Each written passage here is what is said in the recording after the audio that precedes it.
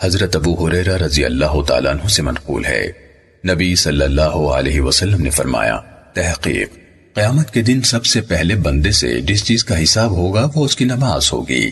اگر وہ مکمل پائی گئی تو مکمل لکھی جائے گی، اور اگر اس میں کچھ کمی ہوئی تو اللہ تعالیٰ فرمائے گا، دیکھو کیا تم اس کے لیے کچھ نفل پاتے ہو جس کے ساتھ اس کے ضائع کردہ فرض کی کمی پوری کر دی جائے، پھر باقی اعمال بھی اسی کے مطابق جاری ہوں گے۔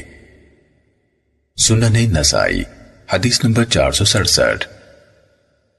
حضرت ابو ہریرہ رضی اللہ تعالیٰ عنہ سے روایت ہے، رسول اللہ صلی اللہ علیہ وسلم نے فرمایا، سب سے پہلے بندے سے اس کی نماز کا حساب لیا جائے گا۔ اگر اس نے نمازوں کو مکمل کیا ہوگا تو درست، ورنہ اللہ تعالیٰ فرشتوں سے فرمائے گا، دیکھو کیا میرے بندے کے نامہ اعمال میں کوئی نفل ہیں؟ اگر نفل پائے گئے تو اللہ تعالیٰ فرمائے گا، ان سے فرضوں کی کمی کو پورا کر دو۔ سنن نسائی حدیث نمبر 468۔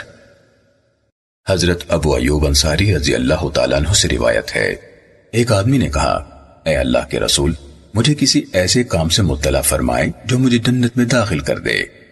اللہ کے رسول صلی اللہ علیہ وسلم نے فرمایا، تم اللہ تعالیٰ کی عبادت کرو اور کسی کو اس کا شریک نہ بناؤ، اور نماز صحیح ادا کرو، زکوٰۃ ادا کرو اور رشتوں کو جوڑو۔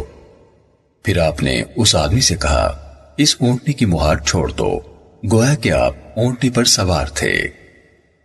سنن نسائی حدیث نمبر 469۔